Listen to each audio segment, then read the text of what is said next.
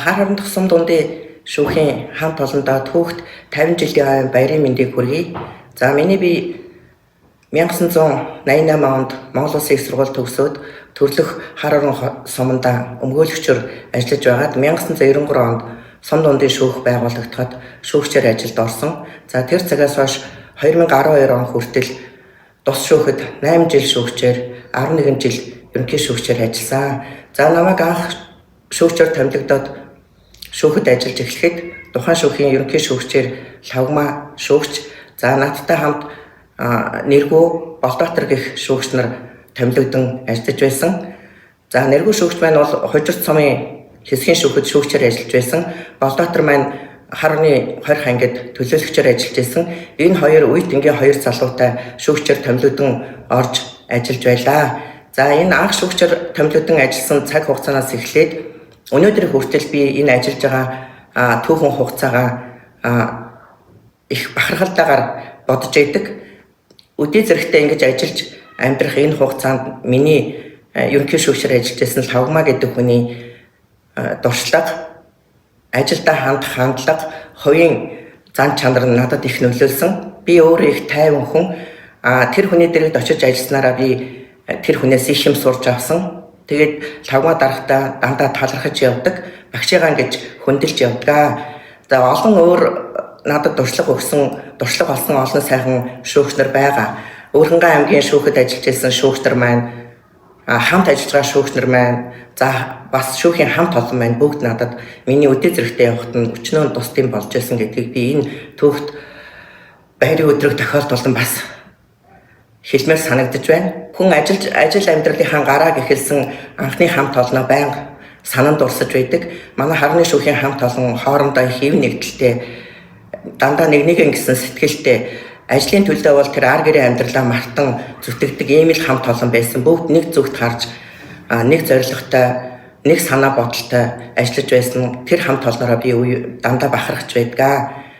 Манай Лавгмаа дарга маань 2007 онд Говьсамбар аймгийн ерөнхий шүүгчээр томилогдоод би харан тусам дундын шүүхийн ерөнхий шүүгчээр томилогдож байсан. За энэ Лавгмаа даргынхаа ажиллаж байсан арга барилаар би сум дундын шүүхийнхаа ажлыг бас удирдах зохион байгуулж явсны хүчээр манай шүүхийн ажил 2006 онд улсад тэргүүлж байсан. Олны бүгдийнх нь хичээл, зүтгэл, чармаалтаар шүүн тасалгаа ажлынхаа чанар улсад ингэж тэргүүлж байсан да би одоо эргээд бодоход их бахархалтай сайхан санагддаг.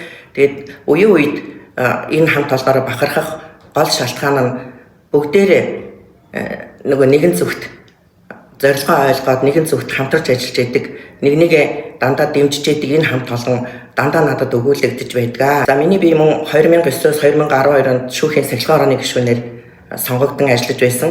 Энэ нь бас надад энэ шүүгчээр ажиллахад бас их нэмэр болж байсан. Яагаад гэвэл шүүхийн сахилгын ороонд очиж ажиллахаар шүүгчдэр ямар зүйл дээр алддаг, яаж ажиллах ёстой вэ гэдэг тэндээс бас зах зээлсний практик олж авч байсан. Энийг бас бусад шүүгч нартаа таниулж ажиллаж байсан болохоор энэ бас их өгөөжтэй юутай хэрэгтэй тийм сонголт байсан гэж бодож явдаг. Манай шүүхийн хамт олноос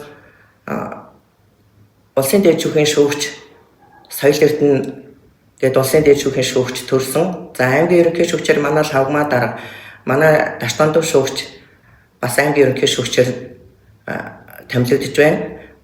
Олон сайхан шинэ шүүгч нар очиж их сайн шүүгч болж, туршлагатай мундаг шүүгч нар болж ажиллаж байгаад би бас бахархдаг. За манай цэцэн бэлэг шүүгч өнөөдөр Архангай аймгийн давзаалгачны шүүхийн шүүгчээр надтай хамт мөр зэрэгцэн ажиллаж байна. Таштондов цэцэн бэлэг хоёр маань бас сум дундын шүүхийн ерөнхий шүүгчээр ажиллаж байсан.